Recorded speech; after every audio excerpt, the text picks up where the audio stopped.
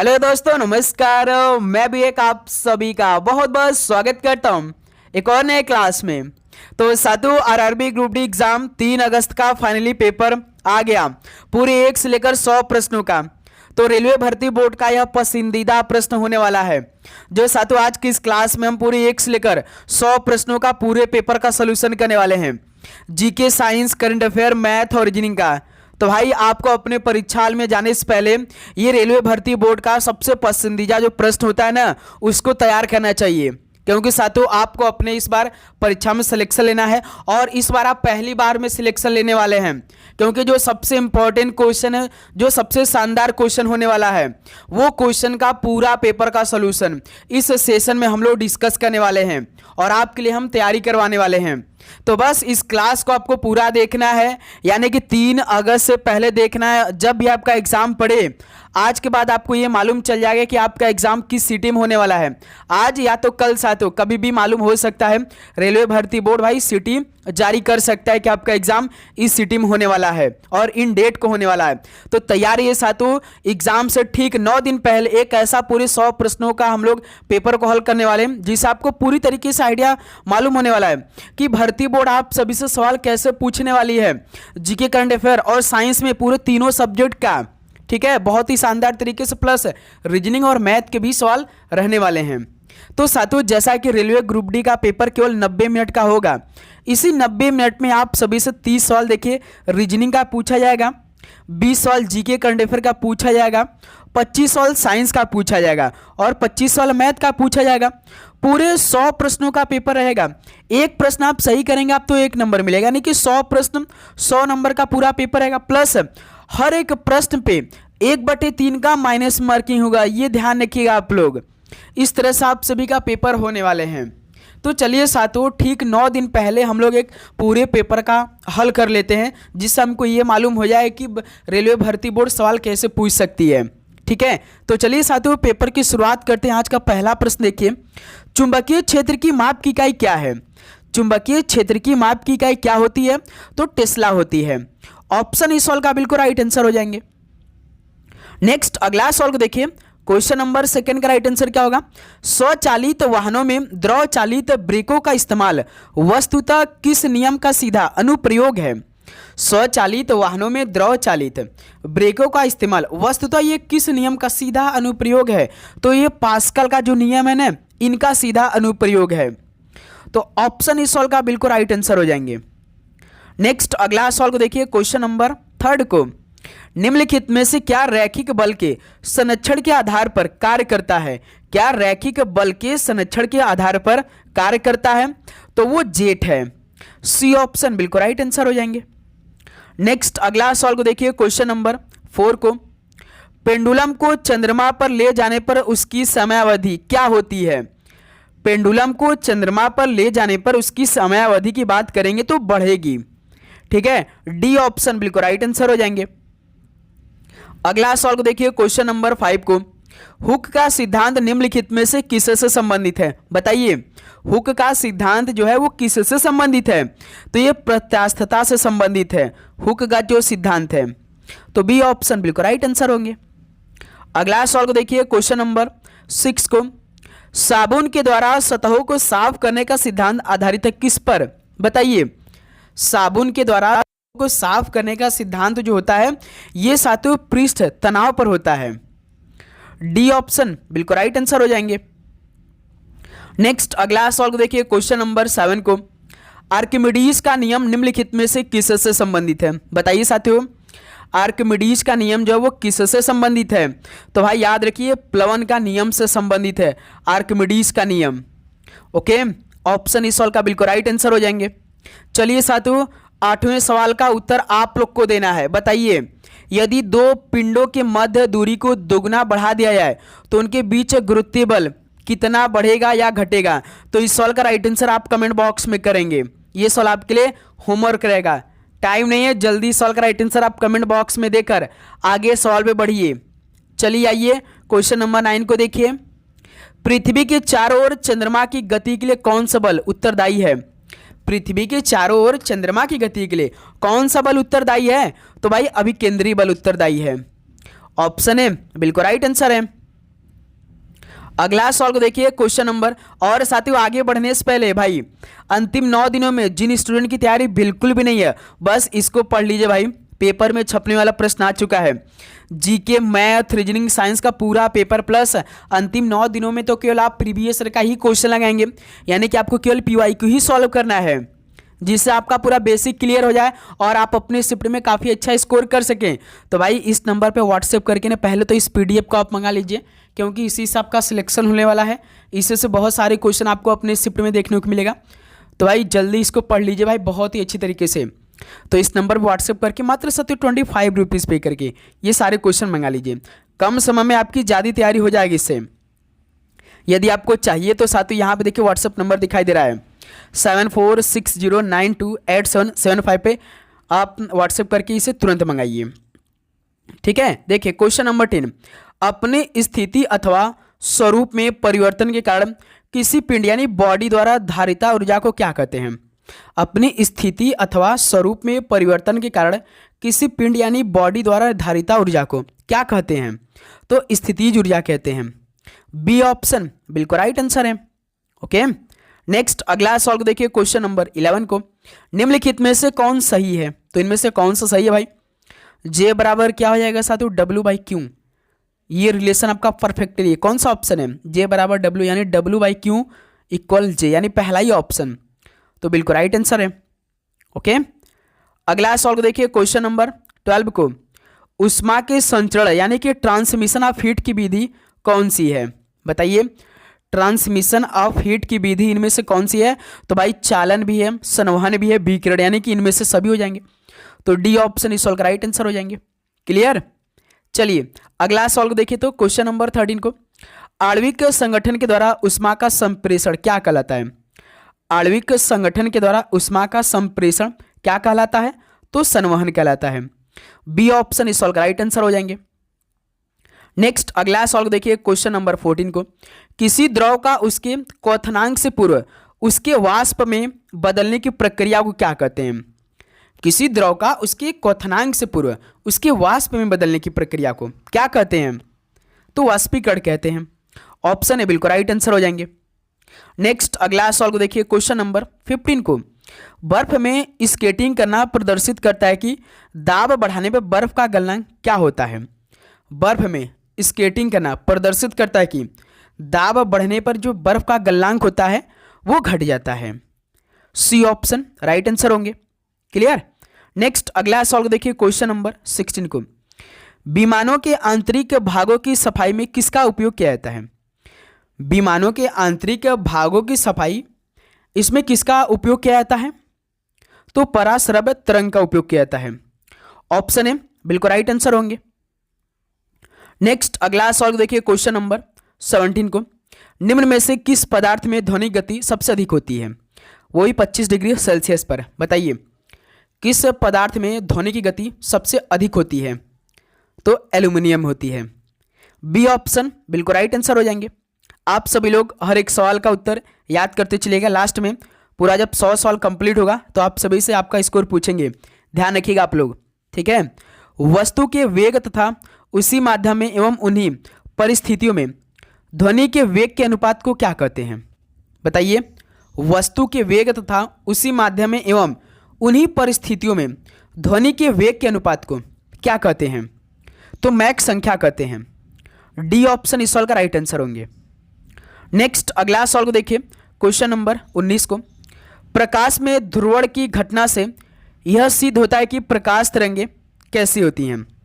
प्रकाश में ध्रुवण की घटना से यह सिद्ध होता है कि जो प्रकाश तरंगें होंगी वो कैसे होंगी? तो अनुप्रस्थ तरंगें होंगी। सी ऑप्शन राइट आंसर होंगे। अगला सवाल को देखिए क्वेश्चन नंबर 20 को, लाल कांच को अधिक ताप पर गर्म करने पर वह किस रंग का दिखाई देगा? बताइए, लाल कांच को अधिक ताप पर गर्म करने पर वह किस रंग का दिखाई देगा? तो साथियों वह हरा रंग का दिखाई देगा। बी ऑप्शन बिल्कुल राइट आंसर होंगे। नेक्स्ट अगला सवाल को देखिए क्वेश्चन नंबर 21 को, एक मनुष्य 1 मीटर से कम दूरी की वस्तु को स्पष्ट नहीं देख सकता है, वह व्यक्ति किस दोष से पीड़ित है? बताइए, एक मनुष्य 1 मीटर से कम दूरी की वस्तु की स्पष्ट नहीं देख सकता है तो वह व्यक्ति किस दोष से पीड़ित होगा? तो भाई दूरदृष्टि से वो पीड़ित होगा। 1 मीटर बराबर 100 सेंटीमीटर, यानी कि उसको दूर का नहीं दिखाई देता होगा, पास का दिखाई देता होगा। ऑप्शन इस सॉल्व का राइट आंसर होंगे। अगला सॉल्व देखिए क्वेश्चन नंबर 22 को। दो विद्युत आवेशों के बीच लगने वाले बल से संबंधित कौन सा नियम है?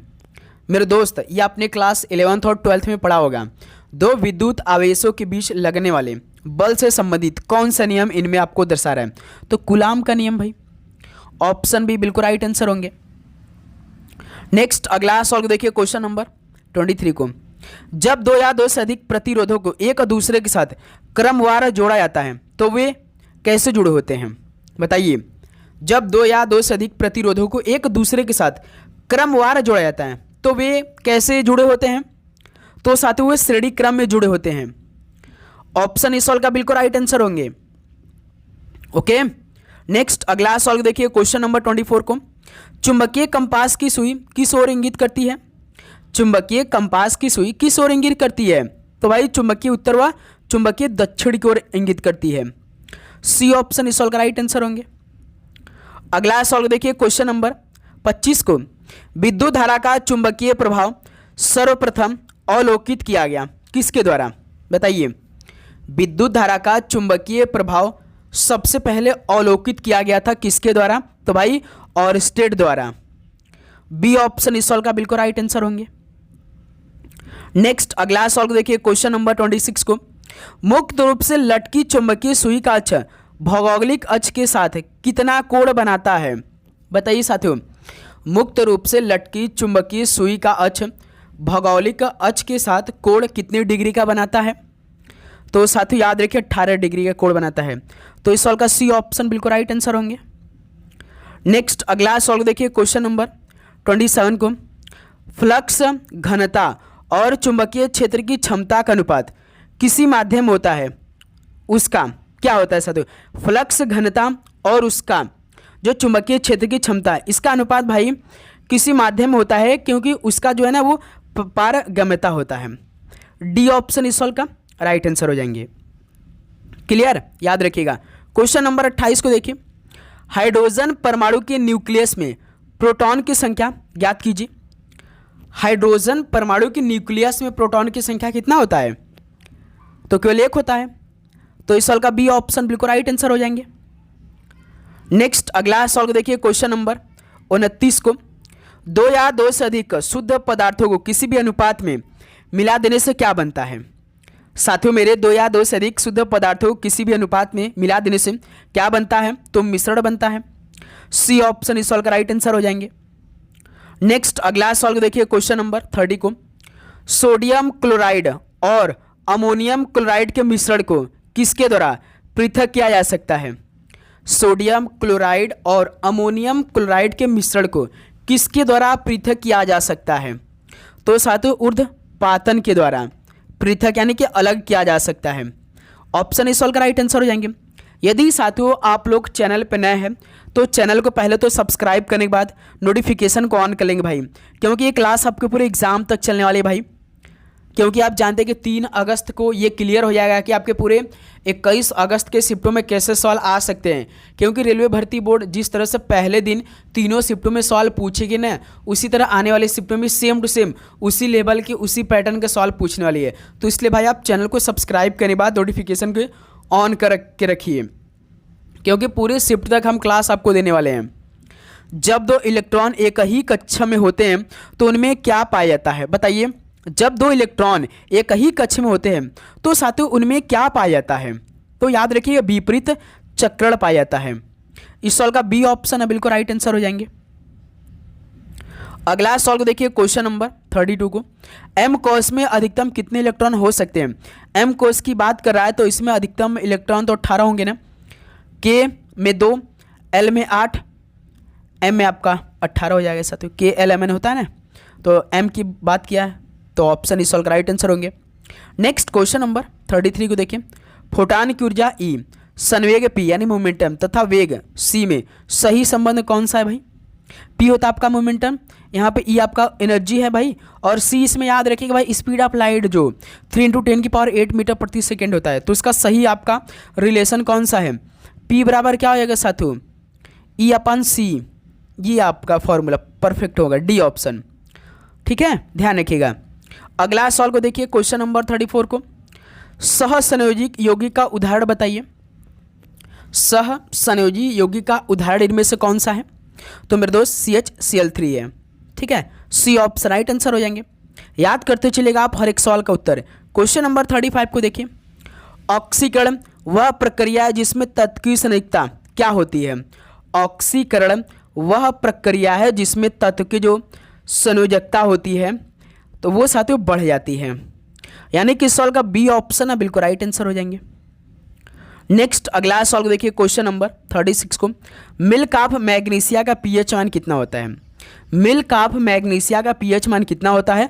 तो 10 होता है। सी ऑप्शन इस सवाल का राइट आंसर हो जाएंगे।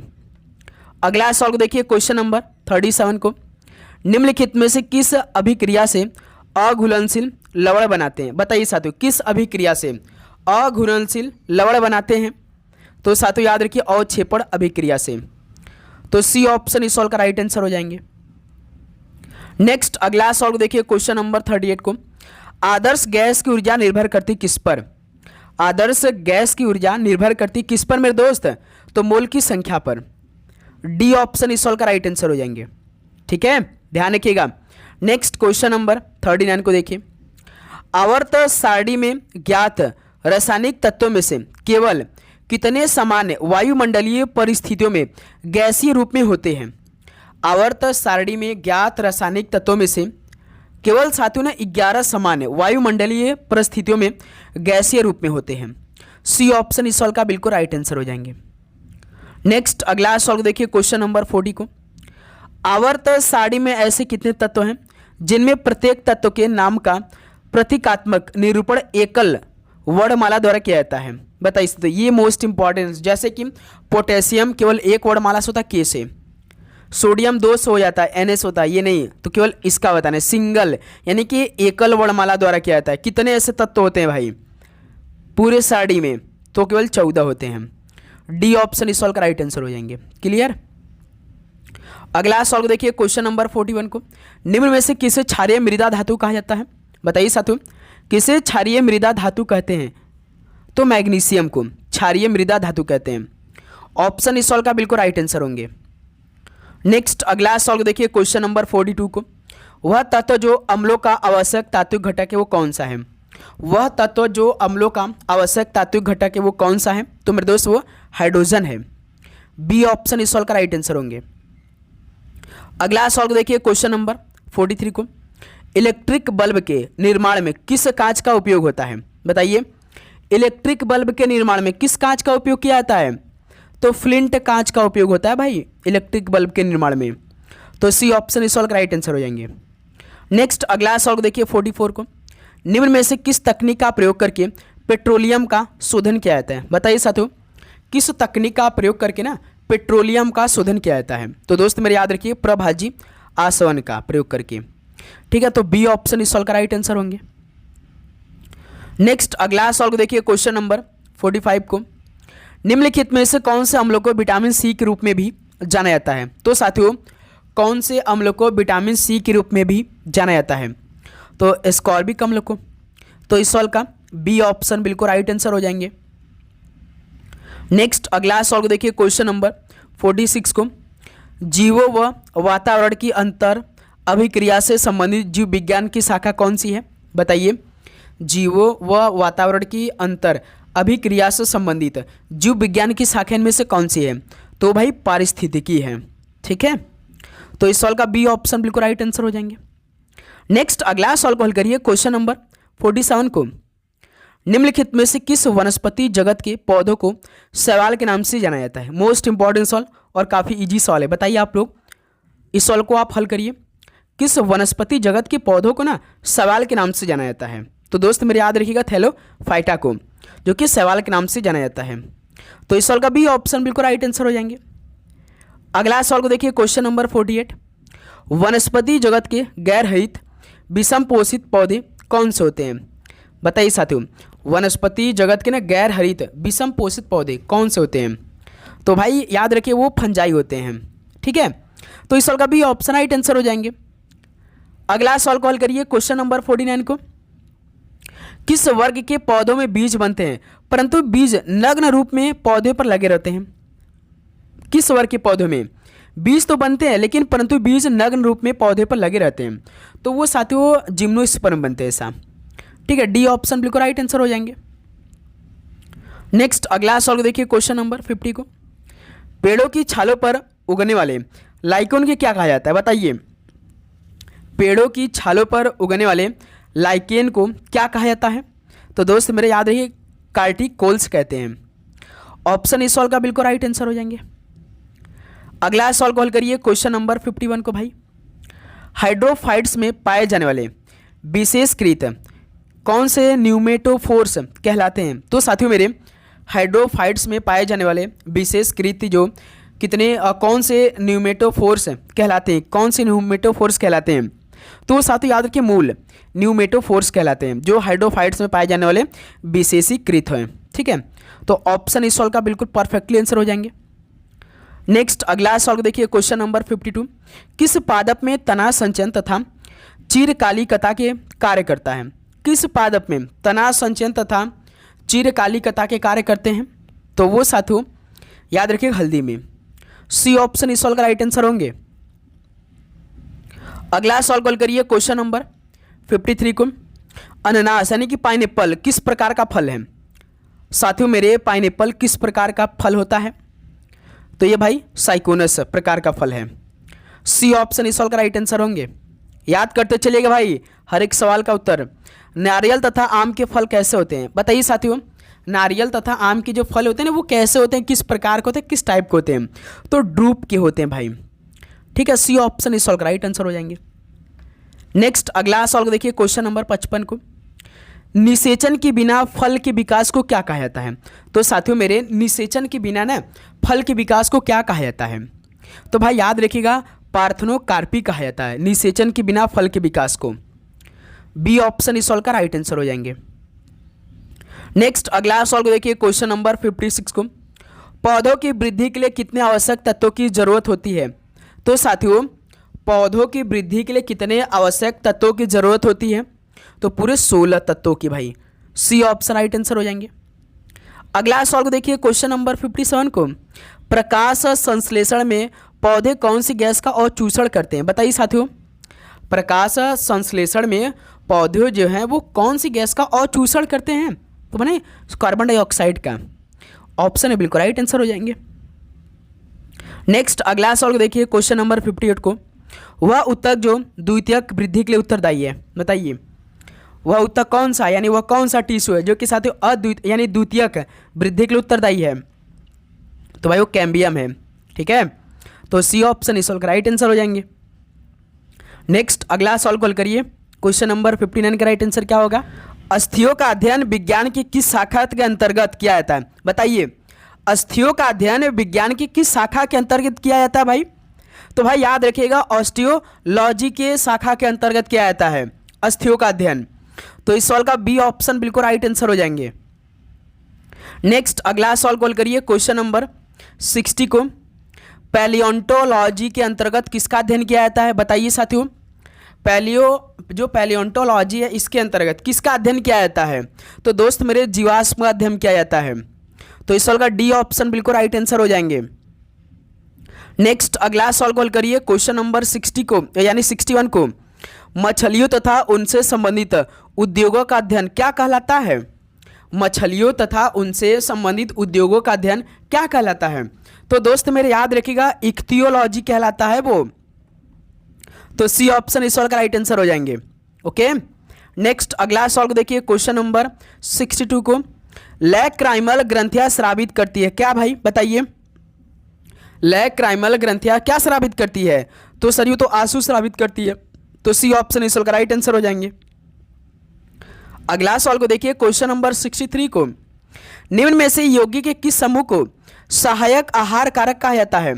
तो भाई इनमें से यौगिक के किस समूह को सहायक आहार कारक कहा जाता है? तो याद रखिएगा आप लोग भाई, विटामिन को बोलते हैं। तो इस सवाल का डी ऑप्शन बिल्कुल राइट आंसर हो जाएंगे। अगला सवाल देखिए क्वेश्चन नंबर 64 को। अब यहाँ से हम लोग साथियों रीजनिंग के सवालों को हल करने वाले बहुत ही शानदार तरीके से भाई, एक भी सवाल अब छोड़ेंगे नहीं। देखिए, एक निश्चित गुण भाषा में गिफ्ट को 42, 68 और टर्न को 35, 27 के रूप में कुटबद्ध किया जाता है।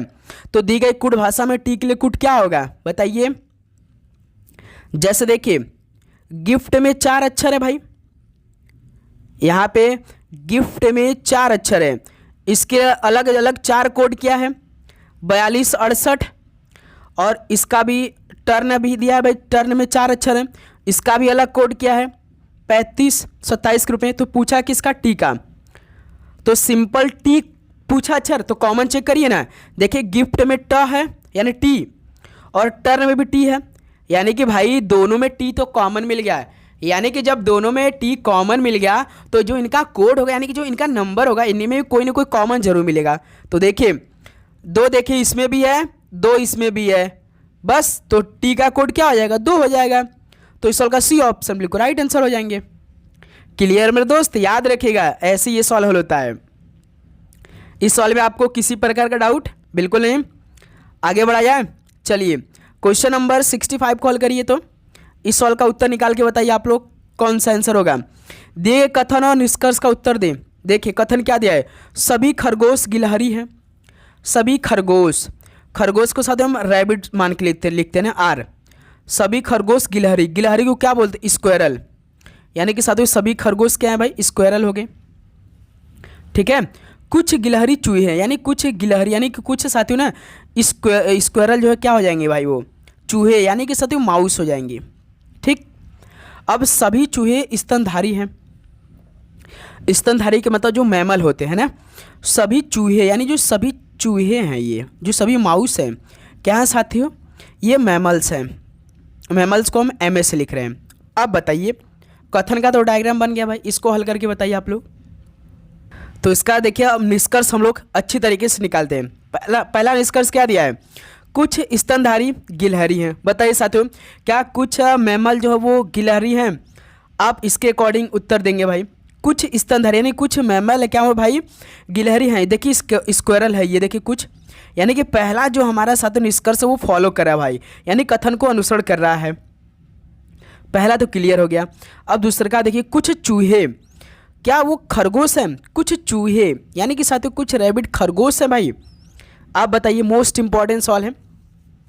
कुछ माउस यानी कुछ चूहे, माउस क्या है साथियों, वो खरगोश हैं, रैबिट है नहीं भाई। देखिए रैबिट यहाँ पे है, माउस यहाँ पे, इनका तो कोई रिलेशन ही नहीं दिया है। यानी कि दूसरा साथियों निष्कर्ष अनुसरण नहीं करेगा, फॉलो नहीं करेगा भाई कथन को, यानी केवल निष्कर्ष पहला अनुसरण करता है, यानी ऑप्शन इस सवाल का राइट आंसर होगा। पहला नंबर आपका राइट आंसर होगा। देखिए इस तरह से सवाल हल हुआ है भाई। ठीक है, चलिए नेक्स्ट अगला सवाल कॉल करिए क्वेश्चन नंबर 66 को। निम्नलिखित समीकरण को सही बनाने के लिए किन 2 चिन्हों को ज्ञात कीजिए जिन्हें परस्पर बदल दिया जाए। यानी कि साथियों इस समीकरण को हमें हल करना है और ये 55 लाना है, यानी कि RHS बराबर, RHS नहीं मेरे दोस्त, LHS बराबर RHS करना होगा। यानी 2 इसमें चिन्ह बदल कर, यानी देखिए हम इसमें ऑप्शन का मदद लेंगे भाई। तो इसमें हम ऑप्शन का मदद लेंगे और LHS बराबर RHS करेंगे, यानी कि 55 बराबर 55 करना होगा हमें। ठीक, तो हम पहला ऑप्शन को उठाएंगे माइनस और भाग को, तो इसमें हम रखेंगे और इसका हल करेंगे। देखेंगे क्या 55 आता है माइनस और भाग बदलने से। चलिए तो पहला ऑप्शन को उठाते हैं, माइनस और भाग को बदलते हैं आपस में। 3 + 56 गुणे 2 गुणे 2 माइनस, देखिए माइनस की जगह भाग कर देते हैं भाई। ठीक, 8 हो जाएगा। 8 के बाद देखिए फिर भाग है तो माइनस बदलेंगे हम, क्योंकि पहला हमने ऑप्शन उठाया। इसको हल करेंगे तो देखते हैं हमारा क्या 55 आंसर आ रहा है। देखिए यहाँ से 3 प्लस, अब देखिए 56 गुणे, अब 8 का भाग तो डायरेक्ट 2 में जाएगा नहीं, तो हम 2/8 कर लेंगे भाई। -4 12 55। अब यहाँ से देखिए 8 कम 8, 8 7 56, 3 प्लस, अब ये 7 दूना 14 हो जाएगा, ये 7 2 में मल्टीप्लाई हो जाएगा 14 हो जाएगा, और -4 बराबर 55।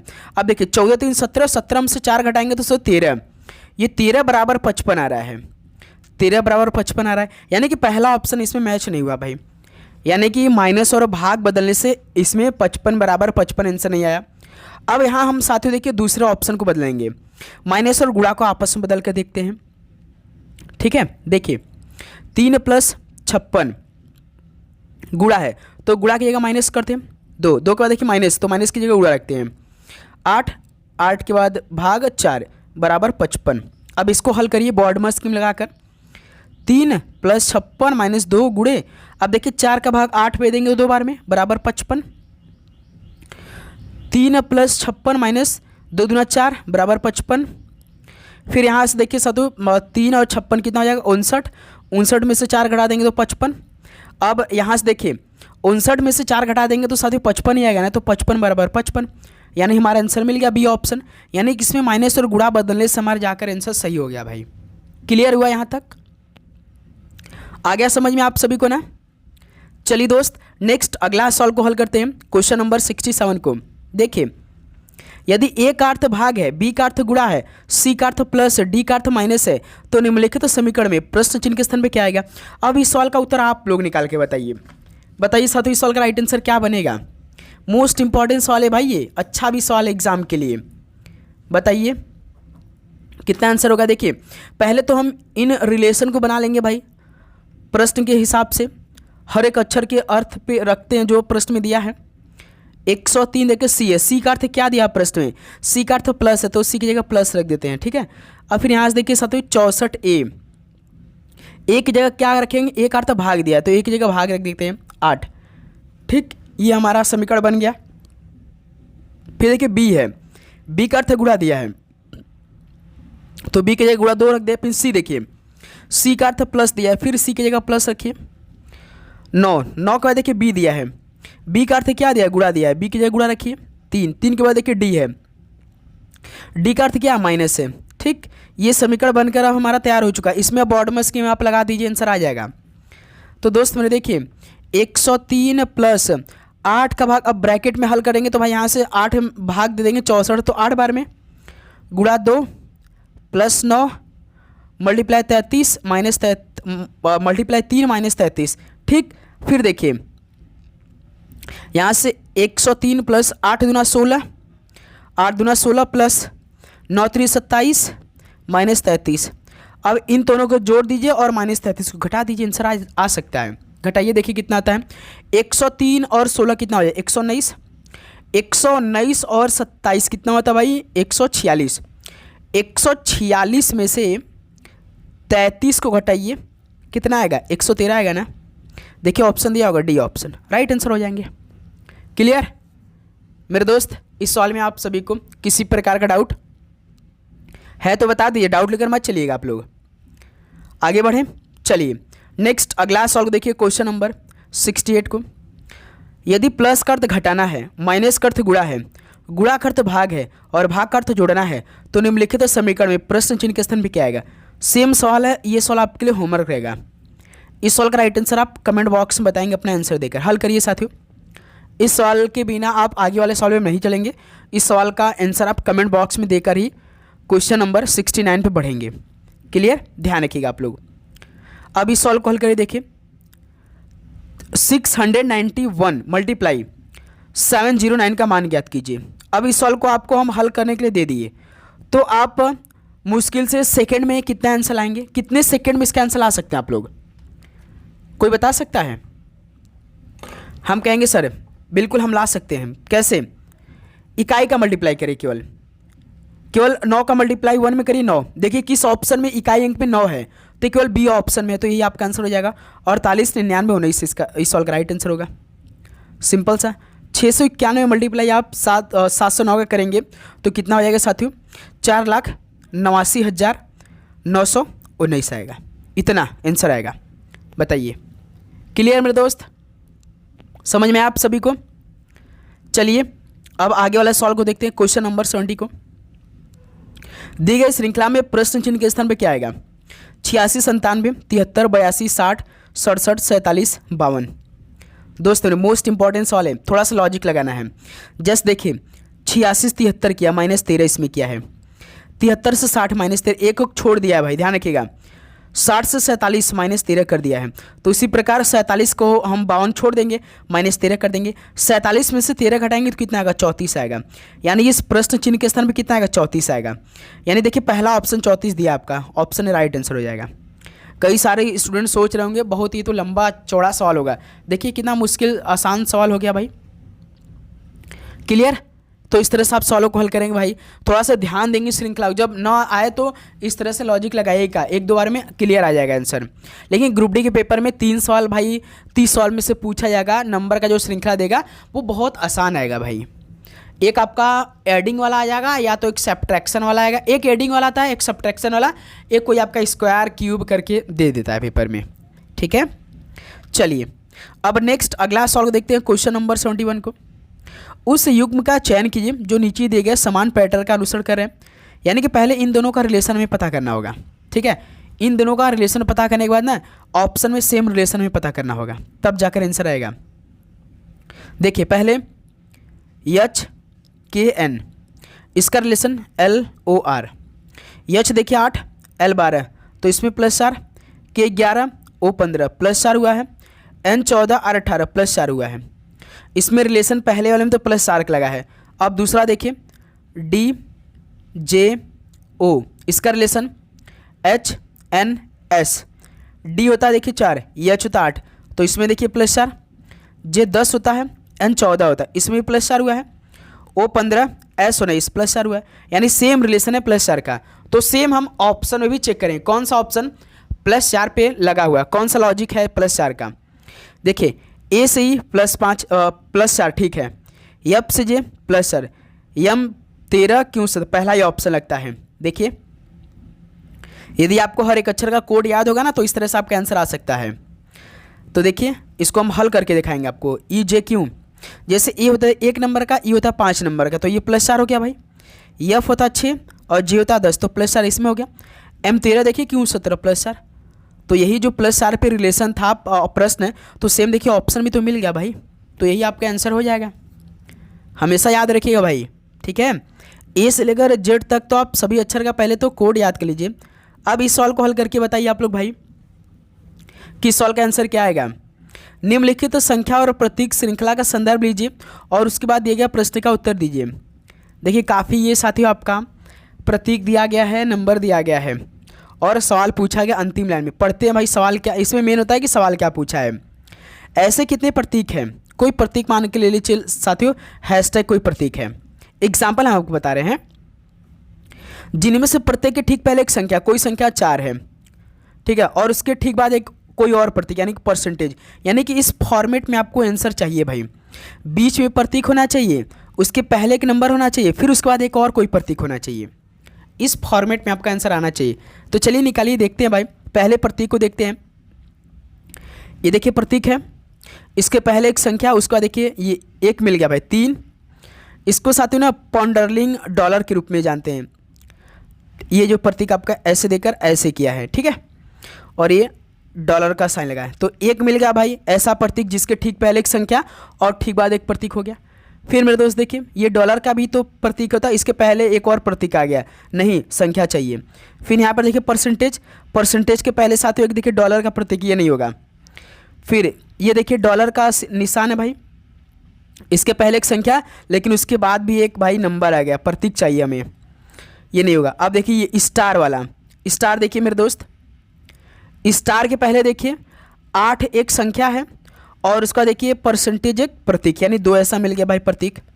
क्लियर। फिर देखिए भाई परसेंटेज भी तो एक क्या है प्रतीक है, लेकिन इसके पहले एक आपका स्टार प्रतीक आ गया, नंबर चाहिए हमें, अंक चाहिए हमें। फिर ये देखिए साथियों एक ये भी प्रतीक आपका है, ये जो है ये है, इसके पहले 6 एक संख्या है और इसका देखिए डॉलर का प्रतीक, यानी 3 ऐसे मिल गया प्रतीक, है ना मेरे दोस्त, 3 मिल गया। फिर और कहाँ पर भाई ये भी प्रतीक, उसके पहले एक प्रतीक नहीं होगा, ये भी प्रतीक उसके पहले एक प्रतीक। ये लास्ट वाला देखिए साथियों, लास्ट वाला ये 3 जो एंड टाइप का बना है, इसके पहले 8 एक संख्या है और उसका देखिए डॉलर का एक प्रतीक, यानी 4 ऐसे प्रतीक मिले जिसके पहले एक संख्या है और ठीक बाद एक प्रतीक, यानी 4 ऐसे मिले। यानी कि इस सवाल का सी ऑप्शन बिल्कुल राइट आंसर हो जाएंगे भाई। समझ में आया कि नहीं आपको, बताइए पहले ही आप लोग, समझ में आया? ठीक है, चलिए अगला सवाल को हल करिए। तो क्वेश्चन नंबर 73 को, यदि संख्या 61, 27, 385 में प्रत्येक विषम अंक में 2 जोड़ा जाए तथा प्रत्येक सम अंक में से 2 घटाया जाए तो निम्नलिखित में से कौन सा अंक दाएं से तीसरा होगा? हल करिए भाई। मूल संख्या 6, 1, 2, 7, 3, 8, 5। भाई प्रत्येक ना विषम अंक में 2 जोड़ना है और प्रत्येक सम अंक में से 2 घटाना है। ठीक है, विषम अंक में से 2 जोड़ना है भाई, जितने भी सम अंक है उसमें से 2 घटा देना है। ठीक, अब इसमें से हमें नया संख्या बना लेना है। 6 में से 2 घटाएंगे 4, 2 1 3, 2 में से 2 घटाएंगे 0, 7 2 9, 3 2 5, 8 में से 2 घटाएंगे 6, 5 2 7। इस प्रकार हमारा नया संख्या बन गया। सवाल क्या पूछा है भाई, कौन सा अंक दाएं से तीसरा होगा? दाएं से तीसरा अंक कौन है भाई? 5 है ये। ठीक, यानी कि सवाल का सी ऑप्शन राइट आंसर हो जाएंगे। ये बहुत आसान सवाल है भाई आपके लिए। तो क्लियर मेरे दोस्त, समझ में आया? चलिए अगला सवाल कॉल करिए। क्वेश्चन नंबर 74 को, दिए गए विकल्पों में से उस अक्षर समूह का चयन कीजिए जो निम्नलिखित श्रृंखला में प्रश्न चिन्ह के स्थान पर आ सकता है। हल करिए भाई, इस सवाल का राइट आंसर क्या होगा? इस सवाल का राइट आंसर बताइए आप लोग, हल करिए। VDU RGS NGQ question mark FEM क्या आएगा? देखिए VRN का रिलेशन बनाइए पहले। VRN, V22, R18, N14, 22 18 -4, 18 14 -4, तो -4 करिए ना। 14 में से 4 घटाएंगे 10, 10 पे J, यानी कि पहला अक्षर हमारा J आएगा भाई, यहाँ पे J आएगा पहला अक्षर। उसका देखिए दूसरे अक्षर का रिलेशन बनाइए,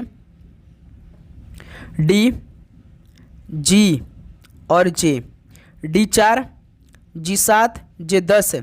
देखिए 4 से 7 + 3, 7 से 10 + 3, 10 13 + 3, 13 करिए। 13 में कौन होता है? M आता है, यानी JM। दूसरा अक्षर कौन आएगा? JM आ गया। पहला हमारा J आया था, दूसरा M आ गया था। अब तीसरे अक्षर का रिलेशन बना लीजिए, U S Q। U देखिए 21, S 19, Q 17। इस बार देखिए 21 19 -2, 19 17 -2, तो इसी प्रकार 17 में से 2 घटा देंगे, कितना हो जाएगा? 15। 15 पर कौन होता है? O होता है, यानी JMO आ जाएगा हमारा आंसर। JMO दिया होगा, देखिए पहला ऑप्शन, तो राइट आंसर हो जाएंगे। क्लियर मेरे दोस्त? तो इस तरह से आप सवालों को हल करेंगे भाई, ये ध्यान रखिएगा। क्लियर, समझ में आया आप सभी को? चलिए नेक्स्ट अगला सवाल को हल करिए। क्वेश्चन नंबर 75 का राइट आंसर क्या बनेंगे? उस त्रिक के चयन कीजिए जो नीचे दिए गए त्रिकों के समान पैटर्न का अनुसरण करता है। बताइए साथियों, पहले तो भाई इन त्रिकों का रिलेशन आपको पता करना होगा। जो ये रिलेशन होगा ना, सेम ऑप्शन में भी वही आपको चेक करना होगा। तो चलिए भाई पहले को देख लेते हैं। EB से क्या बनाया है? GD बनाया है। E देखिए 5, G 7, B 2, D 4। इसमें तो भाई +2 का रिलेशन लगा है, पहले वाले में +2 का रिलेशन लगा है। अब इसका भी चेक कर लिए, GD IF। देखिए G 7 I 9 +2 लगा है ना, D 4 F 6 +2 का, यानी पहले वाले में +2 का रिलेशन लगा है। दूसरा वाला देखिए BY, फिर DA। दोस्त मेरे देखिए B होता है 2, D होता है 4, +2 लगा है। अब देखिए यहाँ पे Y आप क्या करिए सकते हो? 25 करिए, A को आप 27 करिए, तभी तो +2 का रिलेशन बनेगा ना। आप जानते हैं A से लेकर Z तक 26 होता है, जैसे 27 बढ़ते हैं A हो जाता है। तो यहाँ पे देखिए +2 का रिलेशन लगा है। क्लियर, समझ में आप सभी को कि इसमें +2 का रिलेशन लगा है। तो कौन सा ऐसा ऑप्शन जो कि +2 का है? देखिए साथों, G का रिलेशन भी J से बनाएंगे तो इसमें +3 का रिलेशन है, क्योंकि G होता है 7 और G होता है 10, तो ये पहला ऑप्शन तो मैच नहीं करेगा भाई। दूसरा ऑप्शन देखिए UR YT, U होता है 21, W होता है 23, Y 25, ये हो सकता है भाई। पहले देखते हैं B ऑप्शन, देखिए UR, इसका रिलेशन WT। U देखिए 21, W 23, तो इसमें देखिए +2, R 18, T 20, +2 इसमें है। दूसरा देखिए WT Y भी, WT और यहाँ से Y भी। T देखिए 20, V 22, तो +2, W 23, Y 25 +2। समझ में आ गया? यही B ऑप्शन आपका राइट आंसर है मेरे दोस्त। ओके, याद रखिएगा भाई। यदि आपको किसी भी सवाल पे डाउट हो तो भाई कमेंट बॉक्स में आप जरूर बताइएगा। 76 देखिए, प्रिंस अपनी कक्षा में ऊपर से ना 24वें स्थान पर तथा नीचे से 39वें स्थान पर है, तो उसकी कक्षा में कितने छात्र हैं भाई? प्रिंस का ऊपर का पोजीशन ले लीजिए, नीचे का पोजीशन ले लीजिए, -1 कर दीजिए ना। 24 39 कितना होता है? 63 होता है। 63 में से घटा देंगे तो 62, यानी कि साथियों प्रिंस अपनी कक्षा में उसकी कक्षा में यानी प्रिंस की कक्षा में कितने छात्र हैं? तो 62 छात्र हैं। इस सवाल का बी ऑप्शन बिल्कुल राइट आंसर हो जाएंगे। क्लियर? चलिए अगला सवाल को हल करिए भाई, क्वेश्चन नंबर 77 को। उस समूह का चयन कीजिए जिसमें संख्याएं ठीक उसी प्रकार संबंधित है जिस प्रकार निम्नलिखित समूह की संख्याएं हैं भाई। बताइए 37 48 59 41 52 63। ये तो साथियों सवाल छोटा से बड़ा के रूप में लिख कर ही दिया हमें। तो इसमें देखिए 37 48 59, 37 48 + 11, 48 59 + 11 + 11 रिलेशन। दूसरा देखिए 41 52 63, 41 से 52 + 11, 52 से 63 + 11 + 11 + 11 का रिलेशन है। कौन सा ऑप्शन देखिए? 32 में 11 जोड़ेंगे 43, ठीक है। 43 में 11 जोड़ेंगे 54 आएगा, लेकिन यहाँ पे 64, ये नहीं होगा। 56 में देखिए 11 जोड़ेंगे तो 67, 67 में 11 देंगे 78, यानी बी ऑप्शन आपका राइट आंसर है। 56 से देखिए 67, 67 से 78। देखिए 56 में जब आप 11 जोड़ेंगे तो साथ ही कितना आएगा? 67 आएगा। 67 में जब आप लोग 11 जोड़ेंगे तो 78 आ जाएगा, यानी इस सवाल का बी ऑप्शन है बिल्कुल राइट आंसर हो जाएगा भाई। क्लियर मेरे दोस्त? समझ में आया?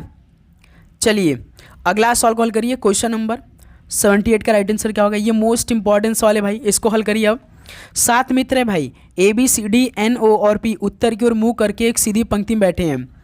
एक सीधी ऐसे पंक्ति है भाई, 7 मित्र बैठे हैं भाई, 1 2 मित्र, 3 मित्र, 4 मित्र, 5 मित्र, 6 मित्र, 7 मित्र बैठ गए हैं। सवाल क्या पूछा है कि ए के दाईं ओर कोई नहीं बैठा है, तो ए के दाईं ओर कोई नहीं बैठा है। दायां इधर होता है भाई, बायां इधर होता है, ये ध्यान रखिएगा आप लोग। जो आपका दायां इसमें भी वही है, जो आपका बायां इसमें भी वही है पंक्ति में, ठीक। जिसको आप बैठिएगा अपने अकॉर्डिंग बैठाइएगा, उसी का राइट साइड होगा, उसी का लेफ्ट होगा जो आपका होगा भाई, जिस अक्षर को हम बैठाएंगे।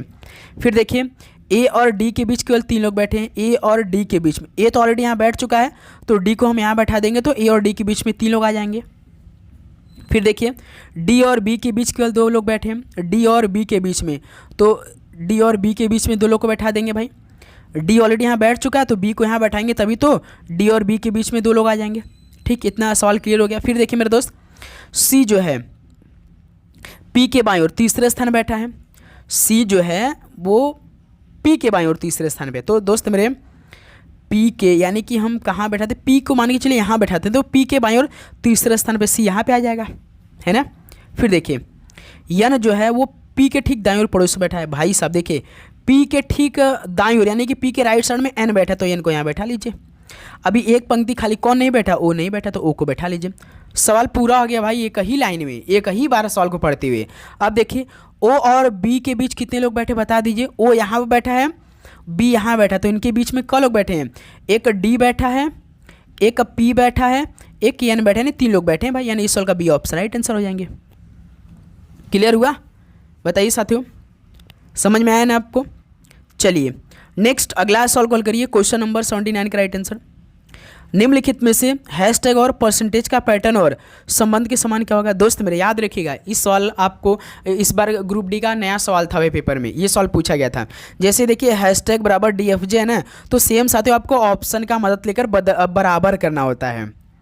जैसे आपने पहला ऑप्शन को उठाया तो हैशटैग की जगह आपने यहाँ पर देखिए प्रश्न में ए सीजन इसका रिलेशन ये बनाएंगे, फिर LNR जो है दिया ना परसेंटेज की जगह रखकर, वही ऑप्शन में आपको दोनों को सेम रिलेशन बनना होगा, बस यही आंसर लाना होता है इसमें। कैसे? देखिए इसको हम हल करेंगे तब आपको अच्छी तरीके से समझ में आएगा। जैसे पहला ऑप्शन देखिए हम उठा रहे हैं, हैशटैग ACG दिया है, तो यहाँ पे हम हैशटैग की जगह क्या रखेंगे भाई? ACG, ठीक है। इसका रिलेशन हम बनाएंगे DFJ से, DFJ से। देखिए G होता 7, J होता 10, C होता 3, F होता 6, A होता 1, D होता 4। दोस्त में देखिए इसमें +3 हुआ है, 3 से 6 +3 हुआ है, +3 हुआ है, तो इसमें देखिए +3 हुआ है। अब ना जो हम देखिए LNR है, अब हम परसेंटेज की जगह ना MQU रखेंगे। यदि परसेंटेज की जगह साथ हुए MQU रख कर यदि +3 का रिलेशन आ गया तो समझिए यही आंसर हो जाएगा, क्योंकि दोनों बराबर आपका होना चाहिए, चलिए, जैसे इसमें देखिए हमने हैशटैग की जगह रखा तो +3 का रिलेशन आया। अब देखिए इसमें देखिए LNR दिया है, यहाँ परसेंटेज, तो परसेंटेज की जगह MQU रखेंगे। पहला ऑप्शन को भी हम ले लिए हैं। तो L देखिए साथियों 12, M 15, तो इसमें देखिए +3 हो गया। N 14 हो गया, Q हो गया 17, और साथियों L 12 M 13। एक सेकंड मेरे दोस्त, ये इसमें कहाँ रिलेशन में M 13 होता है भाई, L 12 होता है, इसमें देखिए +1 का रिलेशन हो गया। तो अब क्लियर हो गया कि आंसर नहीं आएगा, क्योंकि +3 का रिलेशन हमें देखना था। यानी कि पहला ऑप्शन तो हमारा मैच नहीं होगा भाई। ऑप्शन भी अब उठाइए, देखिए अब हैशटैग की जगह ACG फिर रखिए। देखिए भाई, देखिए हैशटैग की जगह हमने जब ACG रखा था तो +3 का रिलेशन आया था। तो डायरेक्ट इस बार हम साथियों LNR का रिलेशन बना लेते हैं भाई। ऑप्शन जो B हमने लिया है इस बार, OQU। अब देखिए आंसर आ सकता है, क्योंकि L 12 होता है, O 15, देखिए +3 हो गया। N 14, Q 17, +3 हो गया। R 18, U 21, देखिए +3। तो दोनों तरफ देखिए +3 का रिलेशन हो गया, यानी B ऑप्शन राइट आंसर हो गया। ओके मेरे दोस्त, तो ऐसे ही ये सवाल हल होता है। बस दोनों को रिलेशन बदलना है, बस आपको हैशटैग की जगह रखकर और परसेंटेज की जगह रखकर दोनों को रिलेशन बराबर कर देना है। आंसर आ गया, सिंपल सा भाई, टेंशन लेने की जरूरत नहीं आपको मेरे दोस्त। क्लियर? इस सवाल का बी ऑप्शन राइट आंसर है। चलिए अगला सवाल को देखते हैं, क्वेश्चन नंबर 80 को। किसी निश्चित कुट भाषा में CALM को 2468 के रूप में कूटबद्ध किया जाता है, लाइव को 8533 के रूप में कूटबद्ध किया जाता है। तो दी गई कूट भाषा में L के लिए कूट क्या होगा, बताइए साथियों। CA जैसे 4 अक्षर CALM है, इसका कोड क्या है साथियों 2468 है। और लाइव जो दिया है LIV, लाइव में 4 अक्षर, इसके लिए अलग 4 कोड क्या है। तो पूछा किसका, L का, तो कॉमन चेक करें। देखिए CAL दिया, इसमें भी L, इसमें भी दिया, यानी LL कॉमन है। इसका मतलब कि इनके दोनों कोड में कोई ना कोई कॉमन होगा। 8 देखिए इसमें भी, 8 इसमें, तो यही L का कोड हो जाएगा 8। ऑप्शन ए इस सवाल का राइट आंसर हो जाएंगे। क्लियर मेरे दोस्त, ध्यान रखिएगा आप लोग भाई। चलिए अगला सवाल कॉल करिए, क्वेश्चन नंबर 81 को।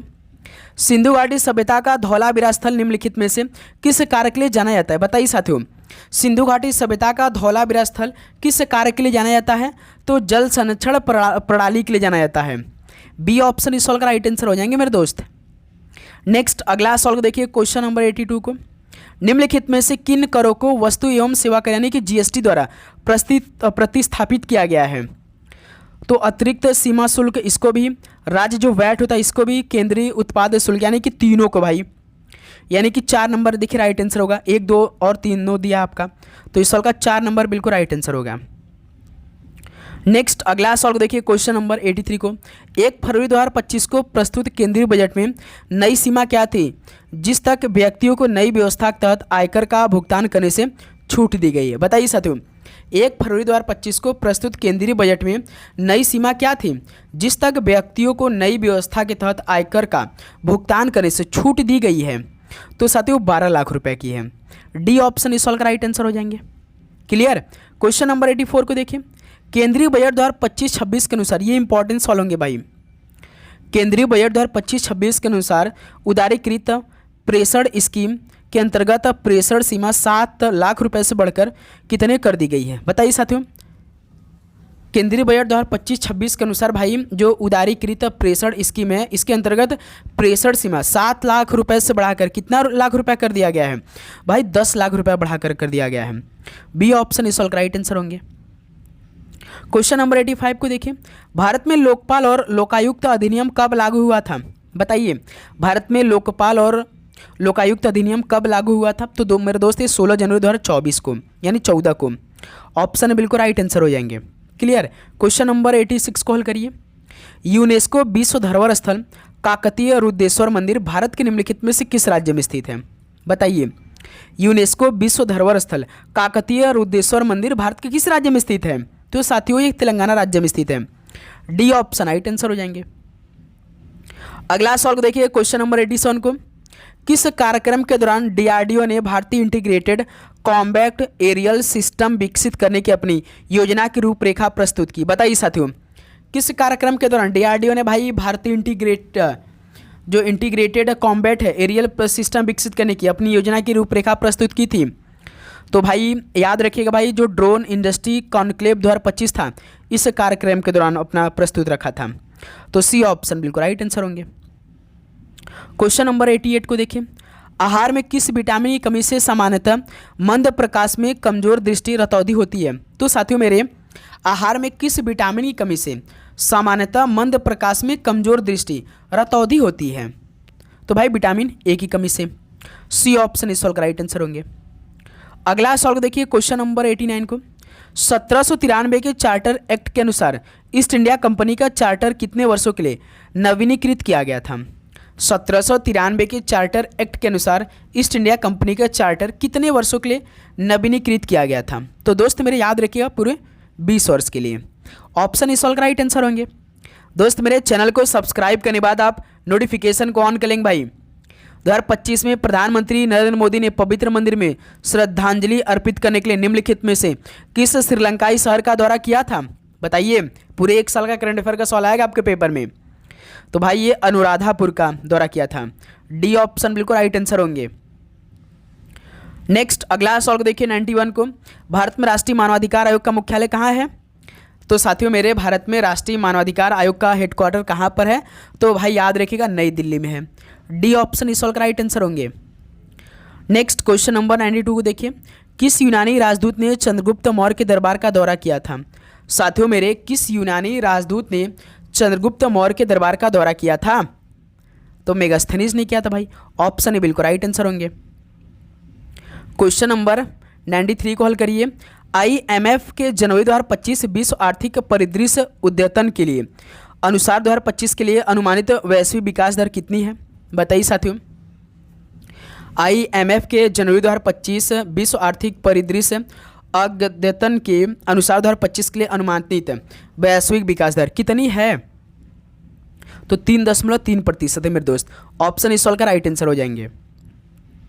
नेक्स्ट अगला सवाल देखिए, क्वेश्चन नंबर 94 को, भारतीय संविधान का कौन सा अनुच्छेद भाषा के आधार पर अल्पसंख्यकों को शैक्षणिक संस्थान स्थापित करने की अनुमति देता है? बताइए, भारतीय संविधान के कौन सा अनुच्छेद भाषा के आधार पर अल्पसंख्यकों को शैक्षणिक संस्थान स्थापित करने की अनुमति देती है? तो साथियों अनुच्छेद 30 में इसका वर्णन है। ठीक है, ऑप्शन ए बिल्कुल राइट आंसर हो जाएंगे भाई, याद रखिएगा। नेक्स्ट अगला सवाल को देखिए, क्वेश्चन नंबर 95 को, हिमालय के सबसे पूर्वी विस्तार में निम्नलिखित में से क्या शामिल नहीं है? बताइए साथियों इस सवाल का राइट आंसर क्या बनेंगे? आप सभी को बताना है भाई कि हिमालय के सबसे पूर्वी विस्तार में क्या शामिल नहीं है। तो भाई खासी पहाड़ियाँ ना, ये भाई हिमालय के सबसे पूर्वी विस्तार में शामिल नहीं है। तो इस सवाल का भी ऑप्शन राइट आंसर होंगे। अगला सवाल को हल करिए, क्वेश्चन नंबर 96 को, राजस्थान में स्थित निम्नलिखित में से कौन सी झील एक कृत्रिम झील है? बताइए, राजस्थान में स्थित कौन सी झील एक कृत्रिम झील है? तो वो साथियों आना सागर झील है। बी ऑप्शन बिल्कुल राइट आंसर होंगे। क्वेश्चन नंबर 97 को हल करिए, निम्नलिखित में से किसने रणजी ट्रॉफी 2024-25 में विदर्भ टीम को जीत दिलाई थी? बताइए साथियों, किसने रणजी ट्रॉफी 2024-25 में विदर्भ टीम को जीत दिलाई थी? तो वो साथियों ना अक्षय वाडकर थे। सी ऑप्शन इस सवाल का राइट आंसर होंगे। भाई लास्ट के 3 सवाल हैं, पूछेंगे इसको, तैयार रहिए। भारत के उत्तरी मैदानों में शीतकालीन वर्षा निम्नलिखित में से किसके कारण होती है? भारत के उत्तरी मैदानों में शीतकालीन वर्षा किसके कारण होती है? तो साथियों मेरे याद रखिएगा, पश्चिमी विक्षोभ के कारण होती है। तो ऑप्शन इस सवाल का राइट आंसर होंगे। अगला सवाल कॉल करिए, क्वेश्चन नंबर 99 को, 2025 में केंद्रीय गृह मंत्री अमित शाह ने असम में लचित बरफुकन की स्मृति में लचित बरफुकन पुलिस अकादमी का उद्घाटन किया। लचित बरफुकन कौन थे? बताइए, लचित बरफुकन कौन थे भाई? तो अहोम साम्राज्य के एक सेनापति थे भाई लचित बरफुकन। ऑप्शन इस सवाल का राइट आंसर होंगे। चलिए दोस्त मेरे, लास्ट 100 नंबर का उत्तर करिए, निम्न में से किस रेगिस्तान में अत्यधिक मात्रा में स्वर्ण भंडार पाया जाता है? बताइए साथियों, किस रेगिस्तान में अत्यधिक मात्रा में स्वर्ण भंडार पाया जाता है? तो सर ये मंगोलिया में पाया जाता है। सी ऑप्शन राइट आंसर हो जाएंगे। तो साथियों फाइनली ये 100 सवाल कंप्लीट हो गया। अब बताइए साथियों, आप सभी का इन 100 सवालों में कितना स्कोर बना? तो उम्मीद करूंगा इन 100 सवालों में से लगभग आप सभी का भाई अच्छा स्कोर हुआ होगा। आप लगभग 80+ स्कोर किया होगा, जो आपका अपने रियल शिफ्ट में टारगेट होने वाला है। तो दोस्त मेरे बहुत मेहनत के बाद इस पेपर को हमने आपके लिए कंप्लीट कराया, लगभग 1 घंटे का पूरा क्लास अच्छे से रिकॉर्ड किया आपके लिए भाई। तो साथ ही उम्मीद करूँगा ये क्लास आपको बहुत ही शानदार लगा होगा, अच्छा लगा होगा भाई, हर एक सवाल आपको समझ में आया होगा। यदि साथियों आप चैनल पर नए हैं तो सब्सक्राइब करके नोटिफिकेशन को ऑन करिएगा, और वो साथियों PDF आप जरूर ले लीजिएगा भाई, जिससे आप सभी का सिलेक्शन हो सके। ठीक है, तो साथियों आप चैनल को जरूर सब्सक्राइब करके नोटिफिकेशन को ऑन करिए। अंतिम 9 दिन बचे साथियों, बहुत ही शानदार तरीके से रिवीजन करिए, जो आपने पढ़ा है उसको रिपीट करिए, उसी से आपका सिलेक्शन होने वाला है। ओके मेरे दोस्त, तो आप सभी के भाई एग्जाम के लिए बेस्ट आप लोग, गॉड ब्लेस यू। मिलते हैं एक और नए सेशन के साथ। ठीक है, तो तब से आप अपना रिवीजन करिए, अच्छे से मेहनत करिए, हमारे तरफ से जितना भी प्रयास होगा पूरा मेहनत करेंगे। ओके, आप सभी को all the very best, God bless you, धन्यवाद।